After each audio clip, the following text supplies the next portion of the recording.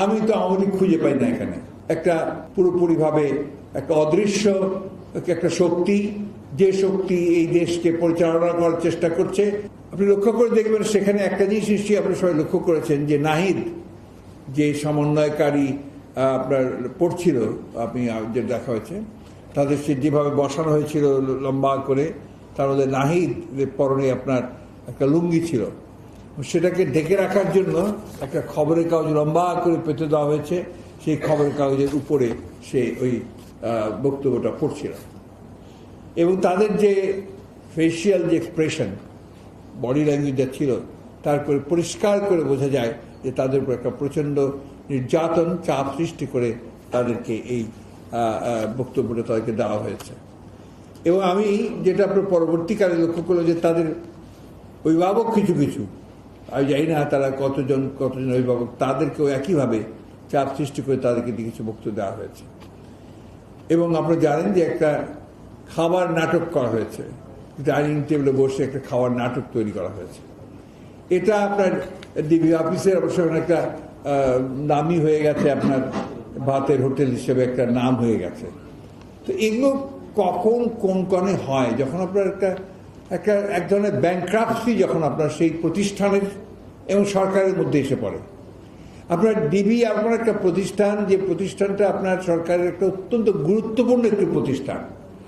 সেই প্রতিষ্ঠানে একমাত্র দায়িত্ব কি শুধুমাত্র আপনার যারা আন্দোলন করছে, যারা গণতন্ত্রের জন্য সংগ্রাম করছে অথবা তাদের অধিকারের জন্য সংগ্রাম করছে, তাদেরকে গ্রেফতার করে তাদেরকে নির্যাতন করা এবং তাদেরকে নিয়ে এই সমস্ত নাটক তৈরি করা?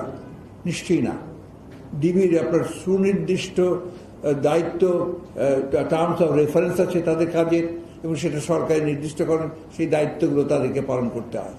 এখানে এই ধরনের একটা নাটক, একটা তামাশা তৈরি করে তারা গোটা জাতিকে আপনার, আমি মনে করি যে গোটা জাতিকেই তারা ছোট করেছে, একটা মস্করা সৃষ্টি করেছে। এবং আর শেষ পর্যন্ত হাইকোর্টের যে মন্তব্য, সেই মন্তব্য আপনারা শুনেছেন। হাইকোর্টে খুব পরিষ্কার করে মন্তব্য হচ্ছে যে এটা একটা জাতির সঙ্গে মস্করা করা হয়েছে। এরপরে তো আর কিছু থাকা উচিত নয়।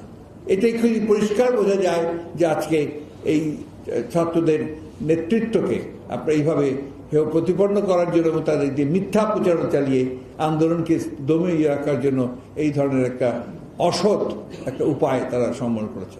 আমি যে কথাটা আপনাদের প্রথম দিনে বলেছিলাম যে এই গোটা ইস্যুটাকে সরকার যদি তার সদিচ্ছা থাকতো, রাজনৈতিক উদ্দেশ্য থাকতো, তার প্রতি খুব অল্প সময় 2 দিনের মধ্যে তারা ইস্যুটাকে সমাধান করতে পারত। যেহেতু সরকারের সত্যি কথা বলতে গিয়ে রাজনৈতিক দলের কোনো প্রতিনিধিত্ব নাই। আপনার সবাই তো বলে যেটা আওয়ামী লীগের সরকার। আমি তো আওয়ামী লীগ খুঁজে পাই না এখানে।